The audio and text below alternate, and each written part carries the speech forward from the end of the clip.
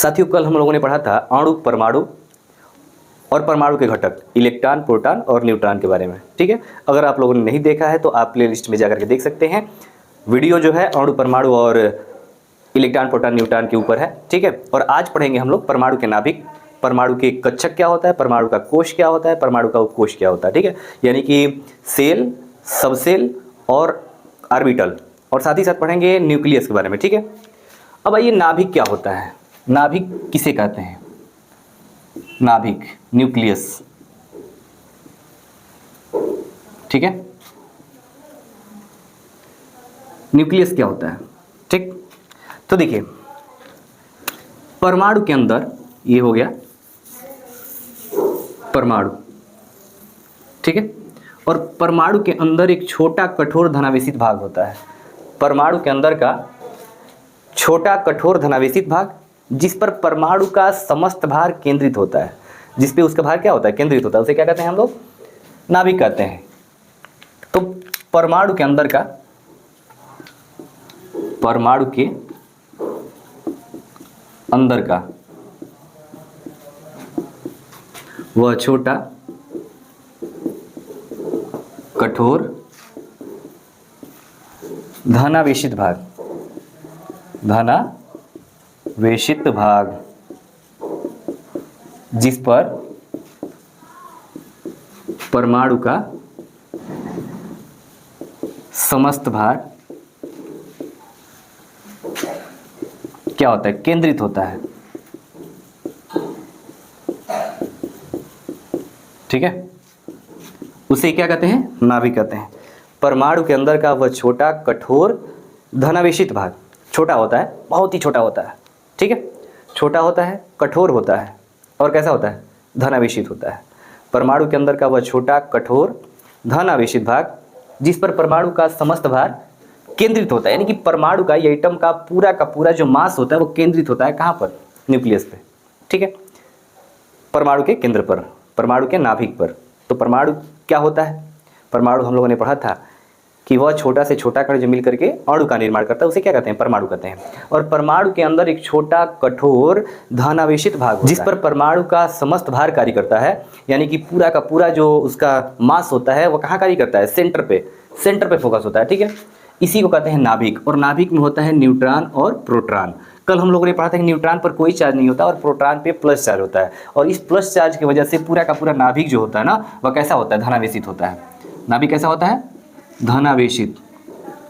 ठीक है, नाभिक कैसा होता है, धनावेशित होता है। ठीक है, अब क्या होता है कि एक होता है एटॉमिक नंबर, यानी कि परमाणु क्रमांक, परमाणु क्रमांक यानी कि एटॉमिक नंबर। एटॉमिक नंबर क्या होता है, ठीक है, एटॉमिक नंबर क्या होता है, तो कहेंगे कि परमाणु के नाभिक में उपस्थित प्रोटॉनों की संख्या, यानी कि जितना प्रोटॉन होगा ना वही हो जाएगा उसका परमाणु क्रमांक। परमाणु के नाभिक में उपस्थित किसकी संख्या, प्रोटॉनों की संख्या। परमाणु के नाभिक में उपस्थित प्रोटॉनों की संख्या को हम क्या कहते हैं, परमाणु क्रमांक कहते हैं, और इसे Z से डिनोट करते हैं। Z बराबर होता है P, यानी कि नंबर ऑफ प्रोटॉन। ठीक है, परमाणु क्रमांक क्या होता है, तो नाभिक में उपस्थित, किसके नाभिक में उपस्थित, हमारे नाभिक में उपस्थित नहीं, परमाणु के नाभिक में उपस्थित। ठीक है, एटम के न्यूक्लियस में जो प्रेजेंट होता है क्या, प्रोटॉन, उसी को हम क्या कहते हैं, एटॉमिक नंबर कहते हैं, यानी कि परमाणु क्रमांक कहते हैं। और इसी के वजह से क्या होता है, प्रोटॉन की वजह से ही, क्योंकि न्यूट्रॉन पर तो कोई चार्ज नहीं होता, और प्रोटॉन की वजह से ही पूरा का पूरा जो नाभिक होता है वो धनावेशित होता है। तो परमाणु के अंदर का वह छोटा कठोर धनावेशित भाग जिस पर परमाणु का समस्त भार कार्य करता है उसे हम क्या कहते हैं, नाभिक कहते हैं। अब परमाणु क्रमांक किसे कहते हैं, तो नाभिक में उपस्थित प्रोटॉनों की संख्या को, नाभिक में उपस्थित किसकी संख्या, प्रोटॉनों की संख्या को हम क्या कहते हैं, परमाणु क्रमांक कहते हैं। Z बराबर P। और एक बात और बताऊं कि किसी परमाणु में, किसी एटम में जितने प्रोटॉन होते हैं उतने ही इलेक्ट्रॉन होते हैं। प्रोटॉनों की संख्या इलेक्ट्रॉनों की संख्या बराबर होती है। इस वजह से जो परमाणु होता है, एटम होता है, वो न्यूट्रल होता है, उदासीन होता है। परमाणु पर कोई चार्ज नहीं होता है।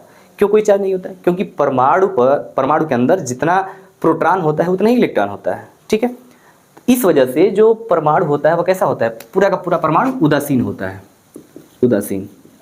क्यों, क्योंकि नंबर ऑफ प्रोटॉन, ठीक है, P बराबर क्या होता है, E। जितना प्रोटॉन होगा उतना ही इलेक्ट्रॉन होगा। तो Z बराबर क्या आ जाएगा, Z बराबर आ जाएगा P, और P बराबर क्या आ जाएगा, E। एक फार्मूला आ गया।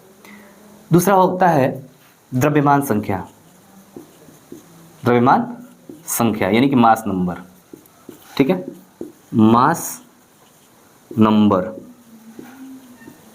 मास नंबर क्या होता है? तो कहेंगे कि परमाणु के नाभिक में उपस्थित, परमाणु के नाभिक में उपस्थित, परमाणु के नाभिक में उपस्थित न्यूट्रॉनों की संख्या और प्रोटॉनों की संख्या के योग को, सम को क्या कहते हैं हम? मास नंबर कहते हैं, और मास नंबर को हम ए से डिनोट करते हैं, ठीक है। परमाणु के नाभिक में उपस्थित न्यूट्रॉनों की संख्या, ठीक है, एंड प्रोटॉनों की संख्या के योग को हम क्या कहते हैं? मास नंबर कहते हैं। The sum of neutron and proton is called क्या? मास नंबर, ठीक है। परमाणु के नाभिक में उपस्थित किसकी संख्या? न्यूट्रॉनों की संख्या और प्रोटॉनों की संख्या। परमाणु के नाभिक में उपस्थित न्यूट्रॉनों की संख्या और प्रोटॉनों की संख्या को हम क्या कहते हैं? द्रव्यमान संख्या कहते हैं, और इसको किससे डिनोट करते हैं? ए से डिनोट करते हैं। ए बराबर एन प्लस पी, और अभी हमने पढ़ा कि पी बराबर ई, तो ए बराबर हो जाएगा एन प्लस ई, या पी बराबर जेड, तो ए बराबर हो जाएगा एन प्लस जेड, ठीक है। क्लियर है आप लोग? अब आते हैं कि कोश क्या होता है। कोश, कोश किसे कहते हैं? कोश यानी कि शेल। क्या होता है? शेल। शेल क्या होता है? तो कहेंगे कि परमाणु के नाभिक के चारों ओर का वह क्षेत्र, किसी परमाणु के नाभिक के चारों ओर का वह क्षेत्र जहां पर कौन चक्कर लगाता है? इलेक्ट्रॉन चक्कर लगाता है। परमाणु के नाभिक के चारों तरफ का वह क्षेत्र जहां पर इलेक्ट्रॉन चक्कर लगाता है, ठीक है, जहां पर कौन चक्कर लगाता है? इलेक्ट्रॉन चक्कर लगाता है। किसी परमाणु के नाभिक के चारों ओर का वह क्षेत्र, यानी कि नाभिक के चारों ओर का वह क्षेत्र, नाभिक है और नाभिक के चारों ओर का वह क्षेत्र जहां पर कौन चक्कर लगाता है? इलेक्ट्रॉन। जहां पर इलेक्ट्रॉन चक्कर लगाता है उसी को हम कहते हैं कोश। नाभिक के चारों ओर का वह क्षेत्र जहां पे कौन चक्कर लगाता है? इलेक्ट्रॉन चक्कर लगाता है, ठीक है। कोश को हम के एल एम एन से डिनोट करते हैं, या 1 2 3 4 से डिनोट करते हैं, ठीक है। अब जो के कोश होता है ना, उसमें इलेक्ट्रॉनों की संख्या होती है 2।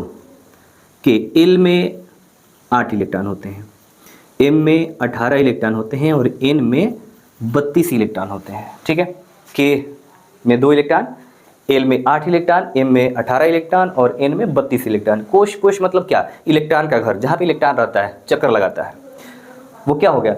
अब जो के घर है, के ऐसा घर है जिसमें 2 इलेक्ट्रॉन चक्कर लगा सकते हैं, 2 इलेक्ट्रॉन रह सकते हैं। एल थोड़ा सा बड़ा घर है, उसमें 8 इलेक्ट्रॉन रह सकते हैं। एम उससे भी बड़ा घर है जिसमें 18 इलेक्ट्रॉन रह सकते हैं, और एन उससे भी बड़ा घर है और इसमें कितने इलेक्ट्रॉन रह सकते हैं? 32 इलेक्ट्रॉन रह सकते हैं, ठीक है। अब एक होता है उपकोश। क्या होता है? उपकोश, सब सेल, यानी कि सब सेल क्या होता है? तो कहेंगे कि कोश जिन घटकों से मिलकर के बना होता है, घर है और घर है तो इसमें कमरा भी होंगे, कमरे से मिलकर के घर बनेगा, ठीक है। तो कोश यानी घर जिन रूम से मिलकर के बना होता है, जिन कमरों से मिलकर के बना होता है, जिन घटकों से मिलकर के बना होता है, उसे हम क्या कहते हैं? उपकोश कहते हैं, ठीक है। अब देखिए, ये होते हैं 4 एस पी डी एफ, 4 प्रकार के रूम होते हैं। किसका रूम? तो इलेक्ट्रॉन का रूम, ठीक है। अब एस ऐसा रूम है जिसमें 2 इलेक्ट्रॉन रह सकते हैं, पी ऐसा रूम है जिसमें 6 इलेक्ट्रॉन रह सकते हैं, डी ऐसा रूम है जिसमें 10 इलेक्ट्रॉन रह सकते हैं, और एफ ऐसा रूम है जिसमें 14 इलेक्ट्रॉन रह सकते हैं। यानी कि कोश जिन घटकों से मिलकर के बना होता है, ये जो है ना, वह इसी से मिलकर के बना होता है। कोश जिन घटकों से मिलकर के बना होता है उसे हम क्या कहते हैं? उपकोश कहते हैं। उपकोश कितने प्रकार के होते हैं, यानी कि रूम कितने प्रकार के होते हैं? जैसे आपने पढ़ा है कि लग्जरी रूम होता है, एक सिंपल रूम होता है, एक एसी रूम होता है, ठीक। तो एस पी डी एफ। अब एस ऐसा रूम है जिसमें 2 इलेक्ट्रॉन होते हैं। अब आते हैं घर की बात, ठीक है। घर की बात आते हैं। जो के घर है ना, के वाला घर, ठीक है, के वाला घर, ठीक है, ये घर हो गया, यानी कि कोश। इसमें कितने उपकोश रहेंगे, यानी कितने रूम रहेंगे? तो के वाले घर में एक रूम है, एस, ठीक है। के एल वाले घर में 2 होते हैं, 2 रूम है, 2 रूम वाला घर है। कौन कौन से रूम है इसमें? एस है और पी है। एल एक ऐसा घर है जिसमें 2 रूम है, एस और पी, यानी कि एल एक ऐसा कोश है जिसमें 2 उपकोश है। ठीक है, ऐसे ही एम, ठीक है, एम ये ऐसा रूम है जिसमें, सॉरी ऐसा घर जिसमें 3 रूम है, एस पी डी, यानी कि के कोश ऐसा है जिसमें 3 उपकोश है, एस पी डी। और चौथा है एन, एन कोश ऐसा है जिसमें 4 उपकोश हैं, एस पी डी एफ। ठीक है, और अभी आपने पढ़ा कि एस में 2 इलेक्ट्रॉन, तो इलेक्ट्रॉन में लिख दे रहा हूँ यहाँ पे 2 इलेक्ट्रॉन, एस में 2 और पी में 6, पी वाले 6 रूम है और 6 2 8 इलेक्ट्रॉन। इस वाले रूम में 2 इलेक्ट्रॉन, पी वाले में 6 इलेक्ट्रॉन और डी वाले में 10 इलेक्ट्रॉन। तो टोटल कितने इलेक्ट्रॉन, यानी कि एम वाले घर में कितने इलेक्ट्रॉन हो गए, 6 2 8 10 18 इलेक्ट्रॉन। ठीक है, फिर एस में 2 इलेक्ट्रॉन, पी में 6 इलेक्ट्रॉन रह सकते हैं, डी में कितने इलेक्ट्रॉन रह सकते हैं 10 और एफ में कितने इलेक्ट्रॉन रह सकते हैं 14, यानी कि टोटल जो है एन वाले घर में टोटल 32 इलेक्ट्रॉन रह सकते हैं। ठीक है, तो आपको समझ में आया उपकोश क्या होता है? कोश जिन घटकों से मिलकर के बना होता है उसे उपकोश कहते हैं। उपकोश S P D F, S वाले में 2 इलेक्ट्रॉन, पी में 6 इलेक्ट्रॉन, डी में 10 इलेक्ट्रॉन, एफ में 14 इलेक्ट्रॉन।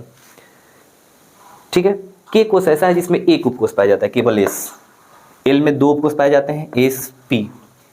एम में 3 उपकोश होते हैं, एस पी और डी। और एन में 4 उपकोश है, एस पी डी एफ। ठीक है, ये हो गया इसका रूम। के एक ऐसा घर है जिसमें एक रूम है। ठीक है, और एक रूम में कितने आदमी सो सकता है, 2 इलेक्ट्रॉन आ सकता है। एल एक ऐसा घर है जिसमें 2 रूम है, एस और पी। एस छोटा सा रूम है और पी बड़ा सा रूम है, तो बड़े वाले रूम में 6 लोग और इसमें 2 लोग, तो कितने हो गए 8। एम ऐसा घर है जिसमें 3 रूम है, एस पी डी। डी बहुत बड़ा घर है, ठीक है, बड़ा घर है, इसमें 10 इलेक्ट्रॉन आ सकते हैं, इसमें 6 इलेक्ट्रॉन, इसमें 2 इलेक्ट्रॉन, टोटल हो गया 18। एन एक ऐसा घर है जिसमें 4 रूम है, एस छोटा है, पी थोड़ा सा बड़ा है, डी और बड़ा है और एफ बहुत बड़ा है, तो इसमें 14 इलेक्ट्रॉन, 10 इलेक्ट्रॉन इसमें, 6 इलेक्ट्रॉन इसमें और एक एस में 2 इलेक्ट्रॉन। ठीक है, टोटल कितने इलेक्ट्रॉन हो गए, 32 इलेक्ट्रॉन हो गए। ठीक है, अब जो एस है ना, इसमें एक कक्षक होता है। कक्षक क्या होता है, ऑर्बिटल क्या होता है, कक्षक यानी कि ऑर्बिटल। ऑर्बिटल किसे कहते हैं, किसे कहते हैं कक्षक? तो नाभि के चारों ओर का वह क्षेत्र जहाँ पे इलेक्ट्रॉन पाए जाने की संभावना होती है। घर में आप मान लीजिए कि कहीं पे है, आपका लोकेशन निकालना है, घर में है तो लोकेशन निकालना है कि आप घर में कहाँ सोए हैं। ठीक है, तो सबसे पहले घर देखा जाएगा, घर में आपको देखा जाएगा किस रूम में है, रूम में देखा जाएगा कि आप किस बेड पे हैं। ठीक, तो ऐसे ही इस में इलेक्ट्रॉन होता है और इसमें बेड होता है, एक बेड होता है। ठीक है, इसमें एक बेड है, इसमें कितने इलेक्ट्रॉन रह सकते हैं 2। पी में 3 बेड होता है और एक बेड पे कितने इलेक्ट्रॉन सो सकते हैं 2, एक क्लॉक और एक एंटी क्लॉकवाइज। ठीक है, डी में 5 रूम है, सॉरी 5 बेड है और एक बेड पे 2 इलेक्ट्रॉन, तो टोटल हो गया 10 इलेक्ट्रॉन। एफ में 7 रूम है, ठीक है, और एक रूम में कितने इलेक्ट्रॉन रह सकते हैं, एक रूम में 2 इलेक्ट्रॉन हो सकते हैं, एक क्लॉकवाइज एक एंटी क्लॉकवाइज। ठीक है, तो कक्षक क्या होता है, ऑर्बिटल क्या होता है? तो नाभिक के चारों ओर का वह क्षेत्र जहाँ पे इलेक्ट्रॉन पाए जाने की संभावना होती है, प्रोबेबिलिटी होती है। ठीक है, इलेक्ट्रॉन पाए जाने की प्रोबेबिलिटी होती है, पॉसिबिलिटी होती है। ठीक है, उसे हम कहते हैं कक्षक यानी कि ऑर्बिटल। ऑर्बिटल जो होते हैं, इसमें एस एक ऐसा रूम है जिसमें एक ऑर्बिटल, पी ऐसा रूम है जिसमें 3 बेड है। ठीक है, 3 ऑर्बिटल है। ठीक है, डी एक ऐसा ऑर्बिटल है जिसमें 5 बेड है और एफ एक ऐसा ऑर्बिटल है, यानी कि उसमें कितने, सॉरी एफ एक ऐसा उपकोश है जिसमें 7 रूम है, सॉरी 7 बेड है। साथियों अगर वीडियो पसंद आया हो तो चैनल को लाइक करें, सब्सक्राइब करें, शेयर करें।